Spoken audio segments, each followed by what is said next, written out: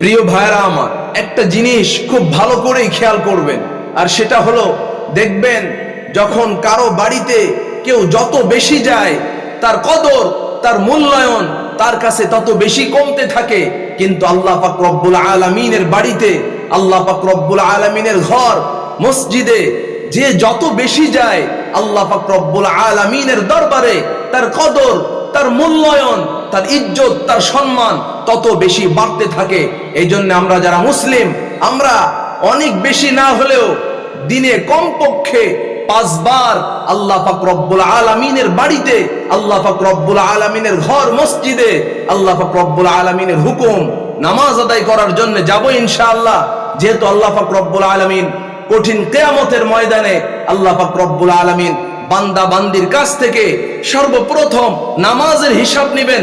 বিশ্বনবী সাল্লাল্লাহু আলাইহি ওয়াসাল্লাম হাদিস শরীফের মধ্যে বলেছেন, আউয়ালু মা ইউহাসাবু বিহিল আবদু ইয়াউমাল কিয়ামাতিস সালাহ। এই জন্য প্রিয় ভাইরা আমার, নামাজের হিসাব যেহেতু আল্লাহ পাক রব্বুল আলামিন কিয়ামতের ময়দানে বান্দা বান্দির কাছ থেকে সর্বপ্রথম নেবেন, ওই হিসাবে যেন আমরা ধরা না খেয়ে যাই।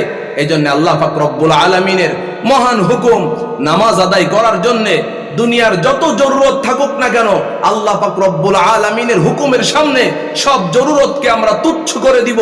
তাহলে আল্লাহ পাক রব্বুল আলামিন দেখবেন আমাদের ইজ্জত সম্মান দুনিয়া এবং আখিরাতে অনেক বেশি বাড়িয়ে দিবেন ইনশাআল্লাহ।